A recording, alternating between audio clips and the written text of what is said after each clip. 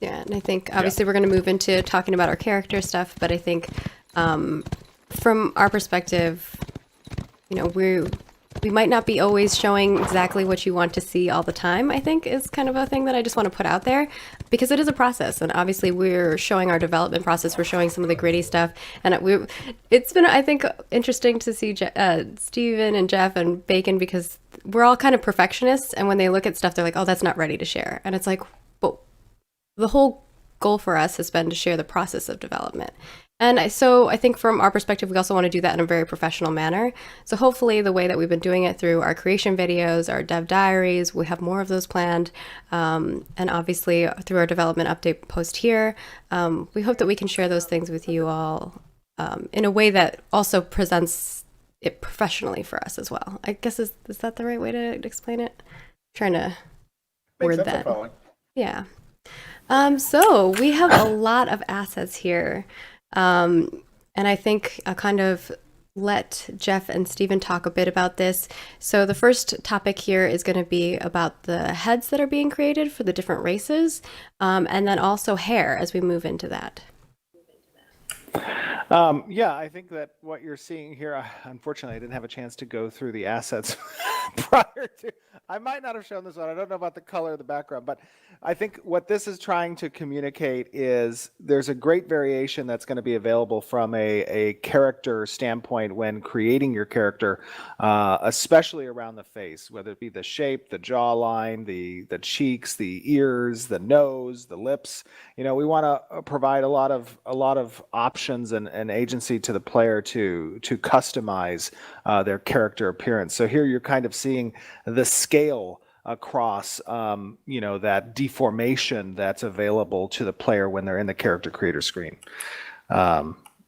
Somebody says he looks stoned. Yeah, his eyes are a little red. Oh no. For this one specifically, Catkins wanted me, or Chris Atkins, the one, he's been on our stream a few times if you want to check that out. He kind of was telling me that this is like the process of, Steven and them having discussions regarding hair and getting it to the point where they're happy with it. And we'll kind of show off some of those pairs. Right. And we've been showing those off through our social as well. Mm-hmm. Right. A lot of art. I mean, just to communicate to you guys again, the process. A lot of art goes through what are called first pass iterations, right? Where you want to get something into the engine, to kind of represent the direction that we're going to go in. And then as time goes on and you've gotten a lot of that first passes in, then you go back and do the second and third passes. So, initially we had hair that we weren't, obviously was first pass hair and we wanted to continue to refine. This would be probably kind of the second pass refinement that's going to go through many different iterations to kind of make that hair, higher fidelity, a little better looking, available to the character, and you'll see some of those examples. But these are kind of the beard styles. I think that if you guys have been following on social media, we've shown a few of these on Twitter and stuff that are available. This would be the Valoon. The Valoons kind of having varying degrees of beards that become available.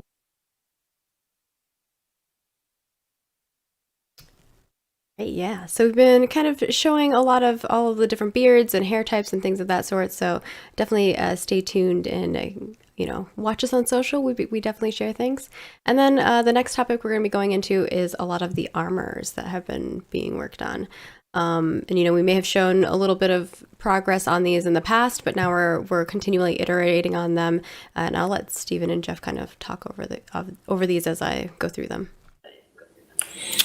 Yeah, so I mean, just to give you guys kind of an idea on, how armors get incorporated, obviously because we're allowing the players to mix and match different pieces of armor, they're not just a pre-constructed one set that's going to be available.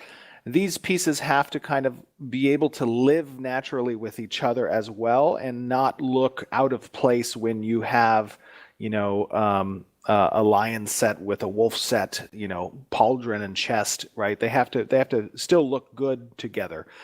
So as the character team kind of determines these these geos that get created of the different pieces, from the pauldrons to the guards to the chest to the leggings to the boots to the gloves. All of these things have to be constructed in a way that they live naturally with the other pieces of different geo that exists within the same tiers. So obviously our our character armor sets are going to live within different tiers. You're going to have a different silhouette of armor at levels 1 through 10 than you will have at 40 through 50.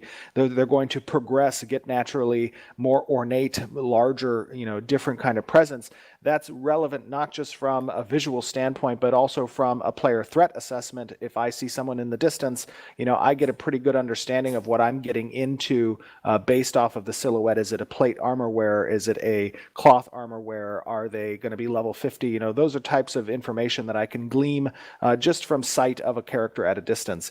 So the character team has been rock stars here in creating, well, rock stars in the sense of, they've been stars. Let me just say they've been stars. They've been stars.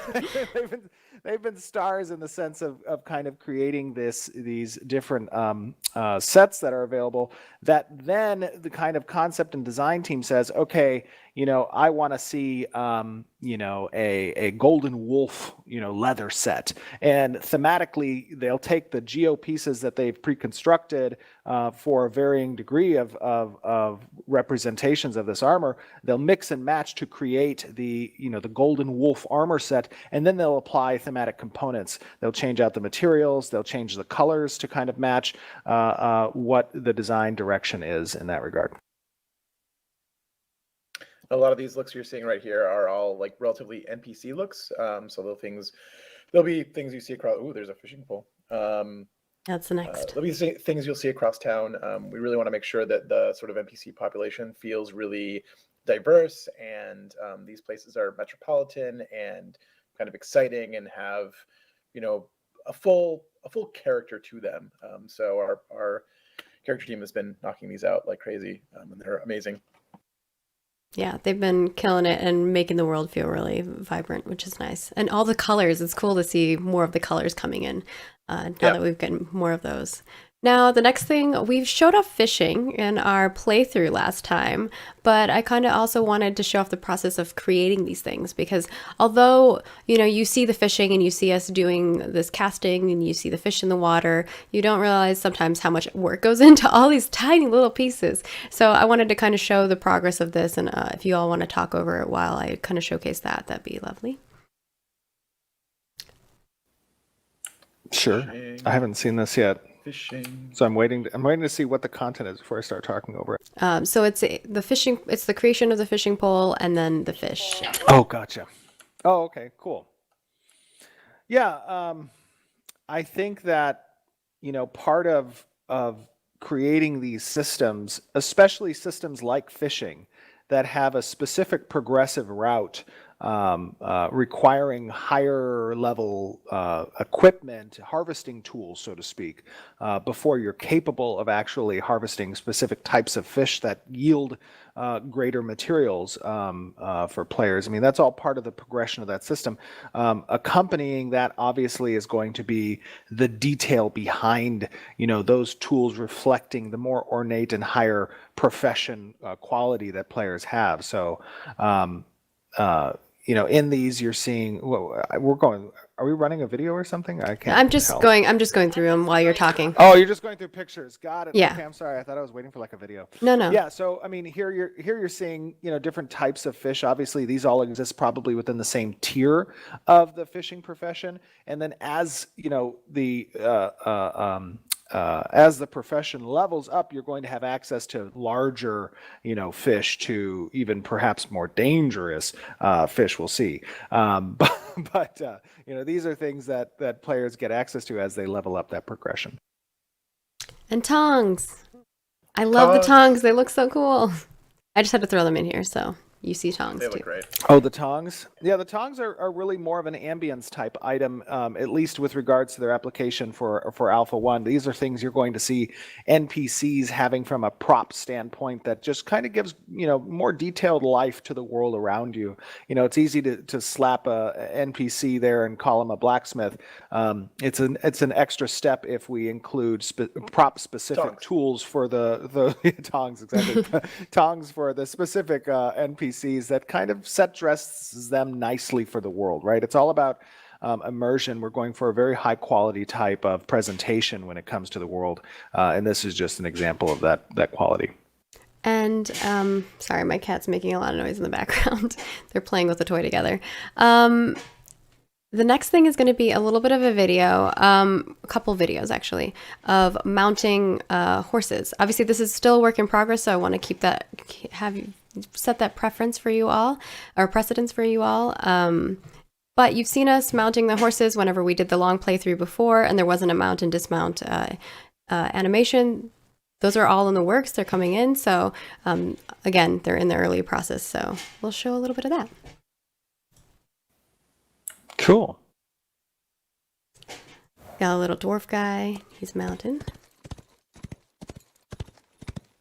You need a step stool. Yeah, I mean, to give some context here, going back obviously to the first pass, second pass type thing, but direction on the mounting, the time to mount, the game is a little bit more faster paced than probably most of the older MMOs out there that we've experienced, and in that regard, we want to make sure that it's not cumbersome to kind of quickly mount a steed and start moving, especially not just from a raid component aspect. I mean, obviously a lot of raids include positioning, and we want players to be able to quickly position as far as their skill is determined, but also from a PvP perspective, it's important, that there are components there where mobility is a factor, and steeds play a very important role in mobility. So